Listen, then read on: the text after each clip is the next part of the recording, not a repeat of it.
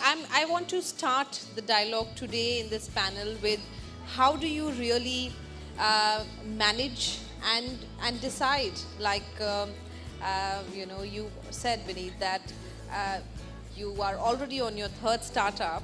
I want to know how can somebody, a founder, really decide that this startup now needs to achieve scale and it needs to now move from, let's say, a particular stage of funding to another. How does one get the conviction that this startup now is ready to take wings? We'll start with you and then follow on. So normally I believe, in the first 6 months you actually start seeing where this is going to land up. For me, it has always been that I saw that this is going to become big, and I actually went behind it. Numbers start flowing in, revenue starts coming in, the confidence starts growing, the people start believing. There's a time when that small team that you have initially just believes that yes, this is, I don't want to say $1 billion startup, but yes, this is something that is going to change the world. That is where I think the thing about scalability comes. That is where one thinks about getting the team on board, expanding the business idea. Today, after 4 years, I think we got that after 2 years of starting up the company, we pivoted a bit. Revenue started coming in. We grew 20x in a year and a half. And today, I think no one in the team does not believe that this will not become big.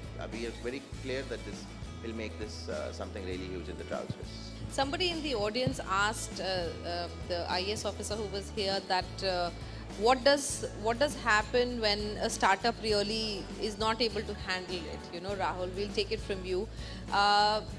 You decided to actually opt out of college and take up an internship and then start an organization. This is like, stories that we read on portals like Entrepreneur and people get inspired. But I want to know from you, what happens when things just go out of hand? You want to grow the startup, you have the conviction, but you also know that there are challenges that you may not be able to mitigate. See, most of the things you are trying to do would not be successful. Knowing that is important.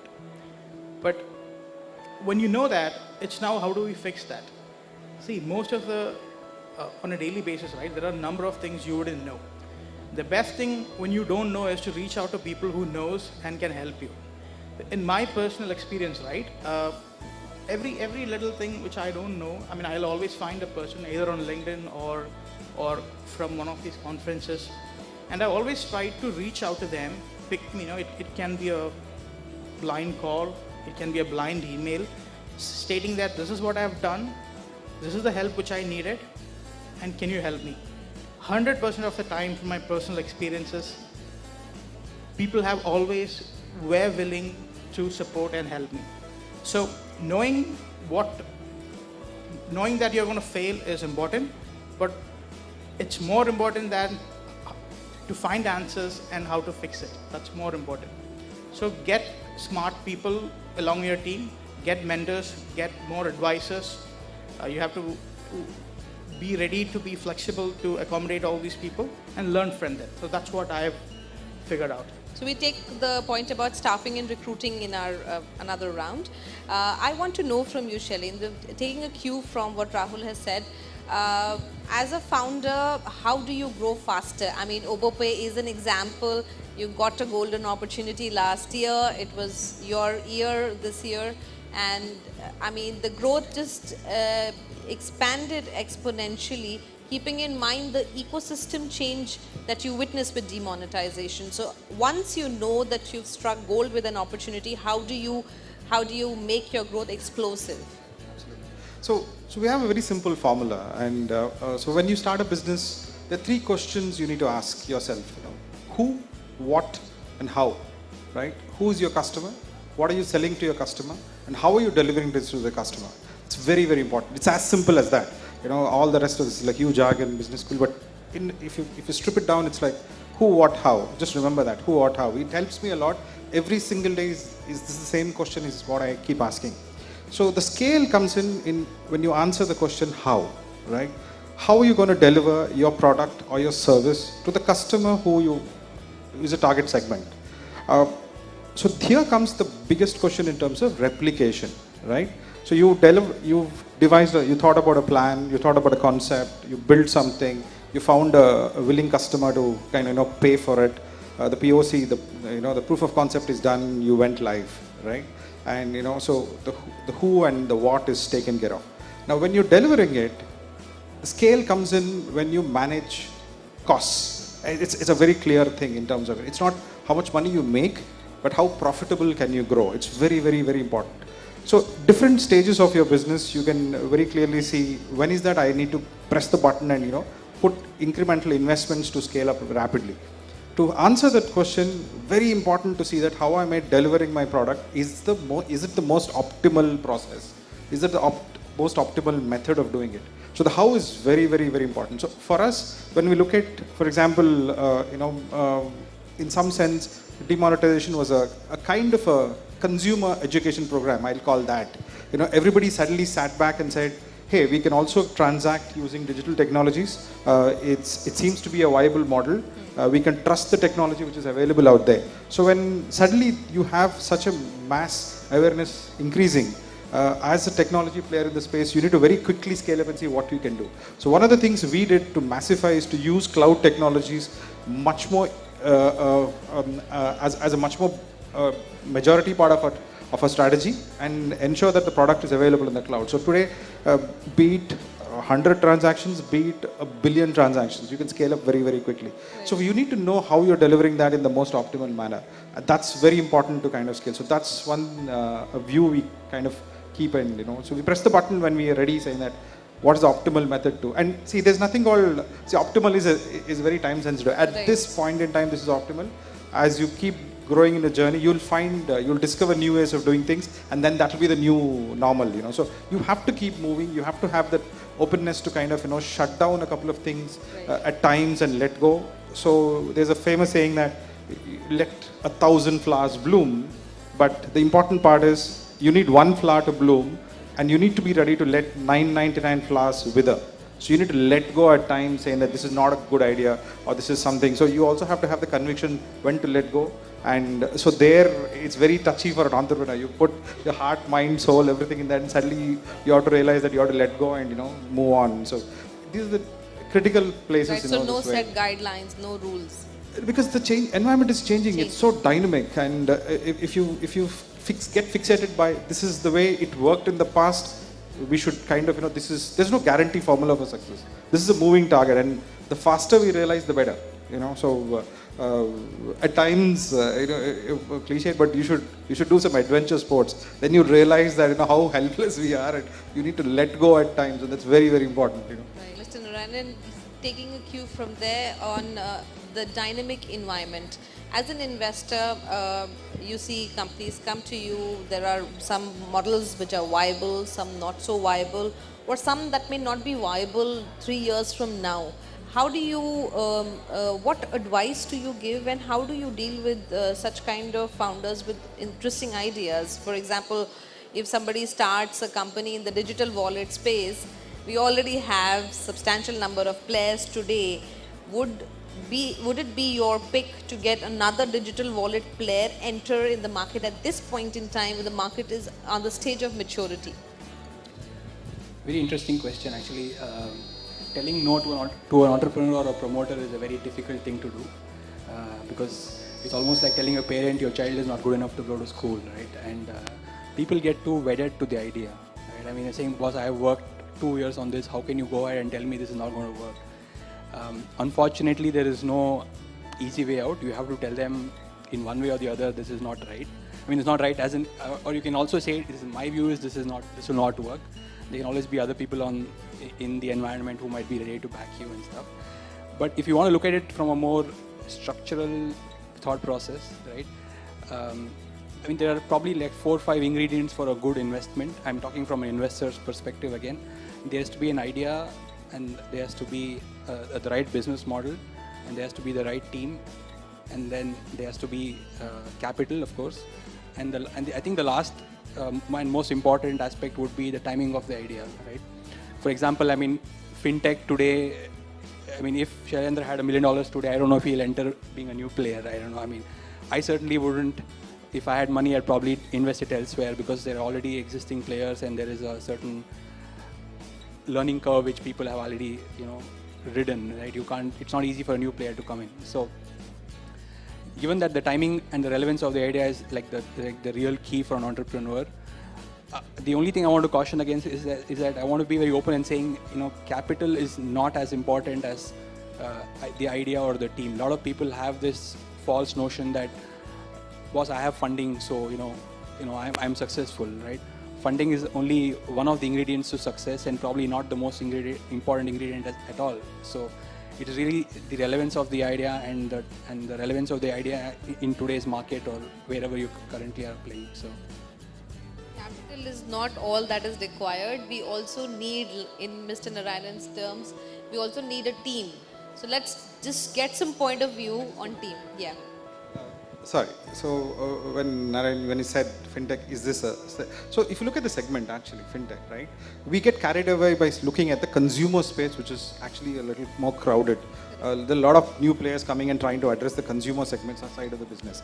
But if you look at enterprises adopting, digital technologies, it's still extremely, extremely low. We work very closely with just one sector of enterprise customers called distribution companies.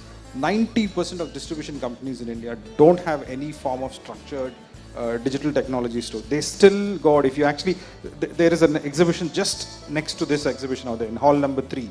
If you walk in there, you'll see a number of FMCG companies.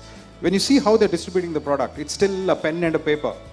Good old fashioned pen and a paper. The salesperson walks to the street, walks to the retail outlet, he takes a piece of paper or a list of 50 products, 100 products, ticks it manually, and the money is still paid in terms of cash. Again, huge amounts of money is transacted in terms of cash. So if you look at that and let me know and tell me, is that an idea where I'll want to put my money in? I'll close my eyes. See, as I said, the first question is, who are you serving and what are you giving? The who, whats are there. So if you segment it right, so it's very, very important to be very clear in terms of your segmentation. Who is your customer who is serving? And what is the product you're giving them? Is it meeting a specific need? So a lot of times where we get caught up is that the solutions will be chasing the problems. That's a classic trap most of the entrepreneurs will fall into. The solution should not chase a problem. There should be a real problem in the market, and you have to have a viable solution to solve it. So that's where the trick happens. So there's a lot of noise in fintech right now. I'm very happy that there's a lot of noise in fintech. It's all diverted to the B2C segment.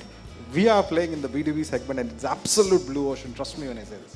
Very happy to hear, and all the people wanting to enter fintech segment should actually talk to OboPay's founder. Okay, so we take the conversation about creating teams, also creating winning teams.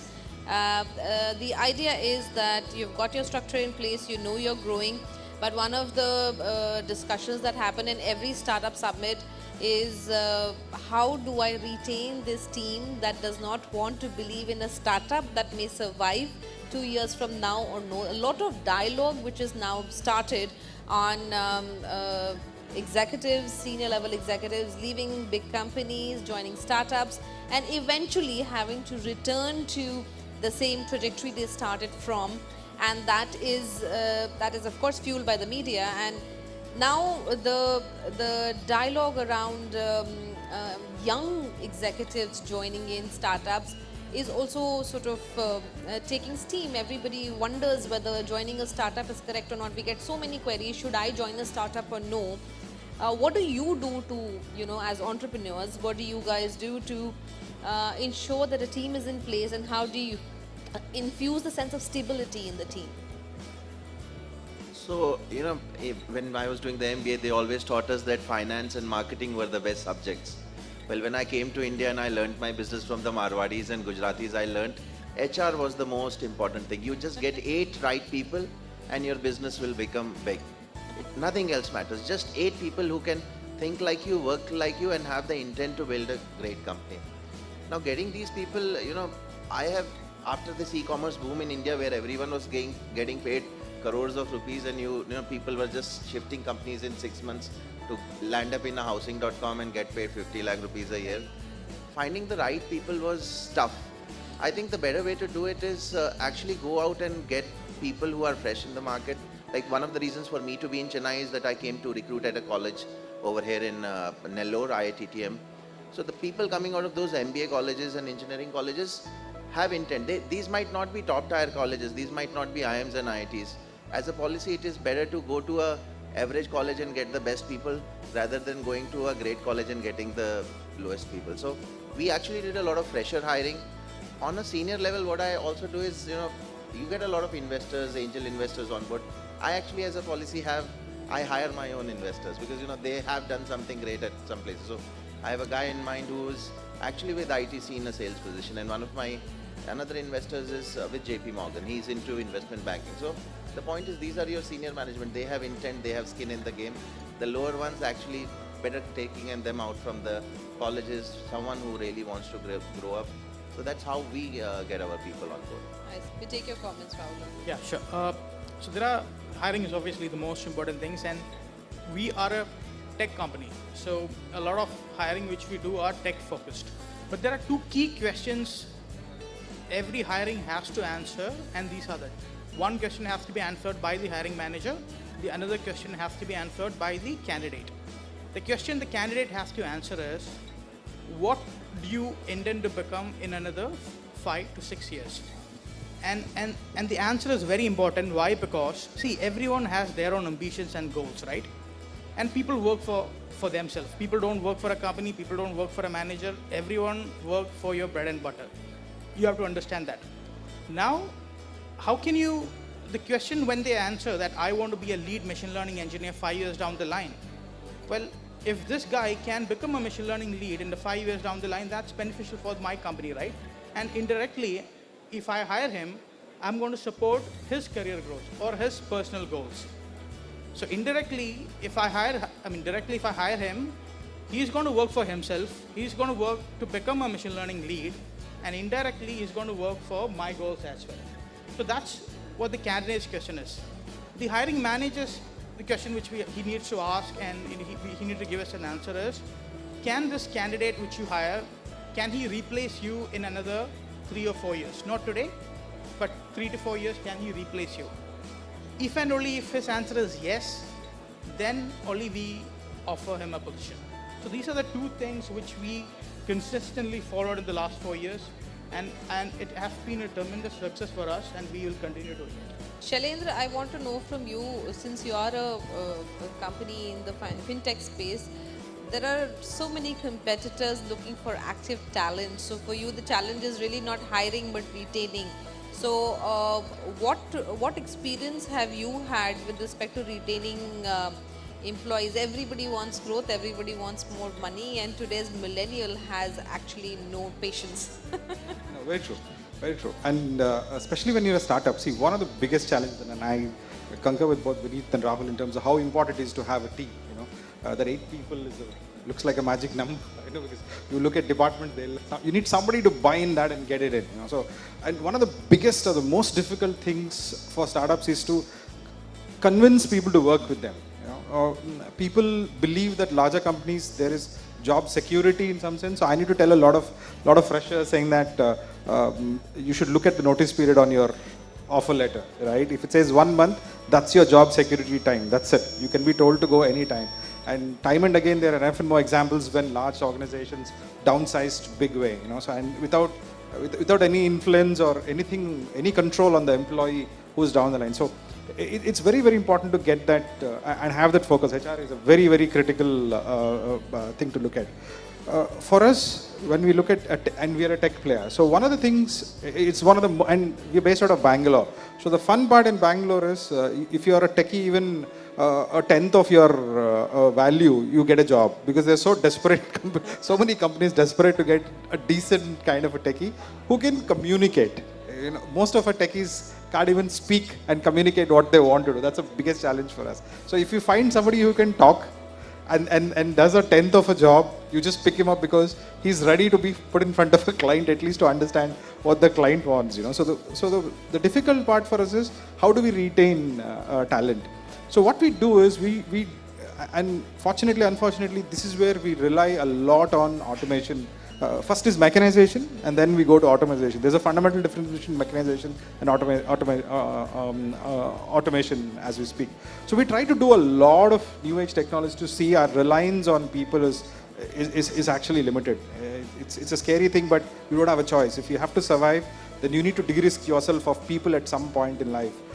We are not looking at a large, so the moment you say technology, it's not that you need hundreds of people, thousands of people. There's a fundamental difference between body shopping and there's a fundamental difference in tech, being a tech outfit. So for us, we require maybe 60 hardcore techies. So to find the 60 people and give them a good opportunity to kind of an environment to work is what we strive every single day. When we look at, and I can talk about myself, having worked in structured, large organizations across the world, one of the things you crave for as a professional is the empowerment and the freedom to do what you think you want to do. And that's a missing piece in a lot of structured, large organizations. If you have an idea, you can't implement it in a large organization. It has to go through a huge set of red tape and kind of do that. And so one of the things we make sure we don't do it is to create this artificial barriers for people to let their ideas come out, or they want to try something new, we'll allow them to try something new. So it's a fine balance between what I call an exploratory team and an exploitation team. So it's how do you bring about the balance of exploration, exploitation. Exploitation is making use of what resources you have and then kind of giving the best product out. And explanation is planning for the midterm and the long term. So we keep moving people between these two teams. So my organization is fundamentally split into exploration teams and exploitation teams. It gives people an idea saying that, okay, this is now I'm working on to help build products right now, which I use right now. And then we have a small team. 25% of the organization is built like that. So when we keep doing this, we kind of keep rotating people and giving them opportunities to do some R&D in one side of life for a year or two and then come back and implement those ideas.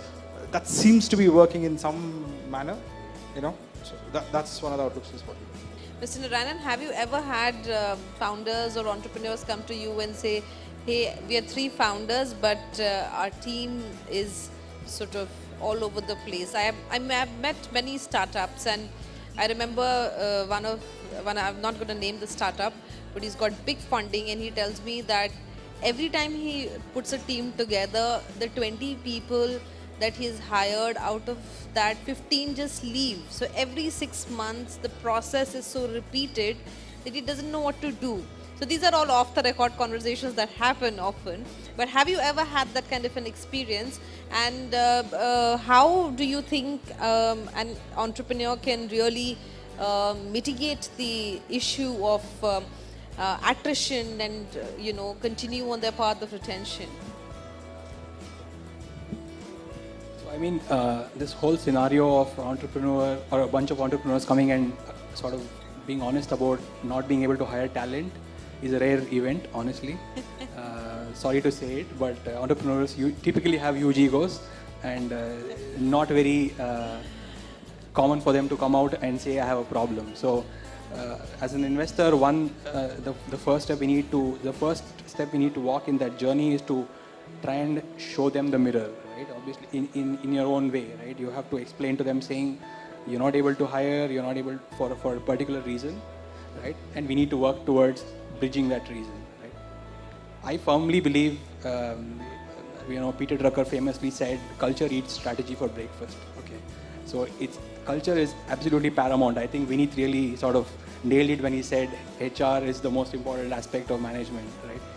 You might have a great business model, you might have all the capital in the world, but if you have a bad team, I won't even say a bad team, good talent, but bad culture, right? It's a recipe for, I wouldn't say disaster, but it's a recipe for not suboptimal performance, right?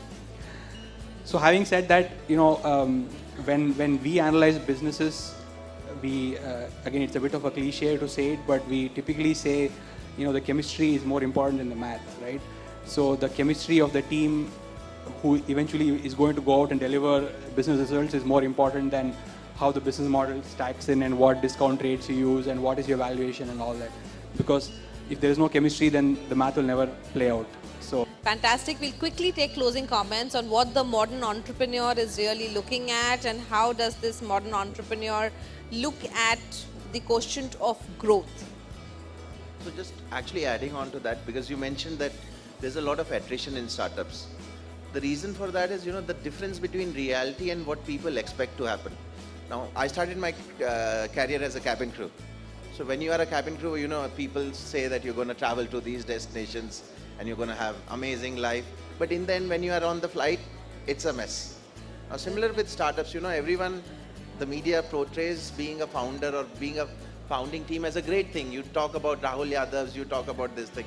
But people actually don't understand to build such a big company, you really need to put a lot of effort. When we interview people, we tell them just this one line.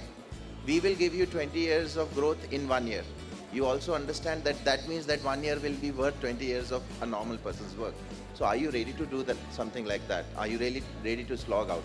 Once you have this expectation level clear, 60% of the people will run away from the interview. They would not. Like my team says, are you inspiring them or are you scaring them? The point is, if you make reality clear to them from day one, that guys, if you are looking for a stable life, if you are looking for a 9 to 5, this is not the right place. This is a startup. This is going to go crazy. It has its fun. It's not that it is always stress. But are you ready for this? Are your commitments on for something like this? So if you get them right at the interview level itself, chances are you can mold them up quite well. So attrition definitely remains, but in the end you end up having the right people who can build it up. I see. So what does the modern entrepreneur's growth pattern really look like? Sorry? The modern entrepreneur's growth pattern really look like? We'll take closing comments from you. So see, in terms of growth, it is, in my, how I think of it is, basically the company reaching sustainable levels, company being a brand getting formed. In my opinion, those are the two things. A lot of people talk about funding as a parameter for growth. I think funding is important but not critical to success. And funding is not just from VCs, because a lot of people in the last session actually asked, how can I get a loan? How can I get this? The best way to get funding is to get it from your customers. You guys are going to do $1 million in revenue in a month. Just get a credit on that 1 million and make it run for long till you reach a certain level. So I think those are two parameters. When you build up a brand and when you build up, reach sustainability levels, that's what I would say is important. Rahul, how does the modern day entrepreneur like you look at things? See, one of the key giveaways I want to give is you should start making your everyday decisions based on data. Let me do a quick quiz actually. I'm going to describe a characteristics of a person. You need to tell me what his profession is. So this is a short guy, a little fat, got a belly, walks very slowly, wears a specs, speaks in a very slow and very slowly. What do you think his profession is? Is he a librarian or is he a sales guy? How many of you think he's a librarian? How many of you think he's a sales guy? How many of you think the person is a sales person? Why do you think? Action speaks loud. And how many said he was a librarian? Majority, right? See, in this hall itself, we have almost 100 salesmen, but there wouldn't be any librarian. You made that assumption not based on data, but based on because you thought that is right? That's the problem fundamentally with most of us. We always make decisions based on what we assume. We should stop doing that. We should start making, because there are tons of research papers out there which shows the conceptions of of users, conceptions of corporates, etc., etc. Without looking into that, you jump into a business, then it's going to fail. So every day, right, if you start making decisions based on data, your chances of being successful will just rise up. So that's one main thing I want to convey. Two is, right, if you really believe in something, obviously based on data, and you really wanted to do it, always go ahead, and you're going to succeed because that's something you wanted to do, right? So yeah. I think, Shailendra, for you, the modern day entrepreneur, what do you think that growth quotient looks like? I'm pretty bullish the way I'm looking at, especially my sector. And overall, see, you'll always have a lot of pessimists saying that things won't work. The optimist saying that it will be really good. There is always the realist, but I tend towards being an optimistic realist rather than a pessimistic realist in that sense. See, the opportunities are there. As an entrepreneur, you should constantly keep looking at what is the problem you're solving. As long as you and your team are extremely clear on that, and then, as I said, the who, what, how mantra, that's a simple thing. you look at that and deliver it, I think the opportunity is there across in everything what we see.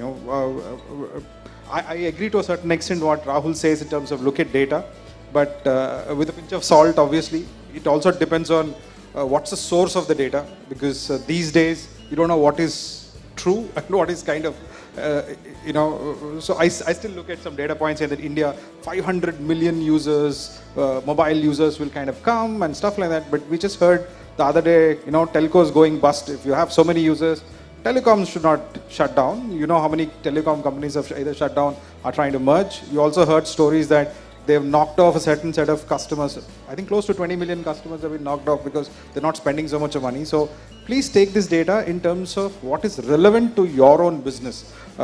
Don't blindly take it. I presume when Rahul said use the data intelligently. Ask those questions, how relevant it is to me and how is it.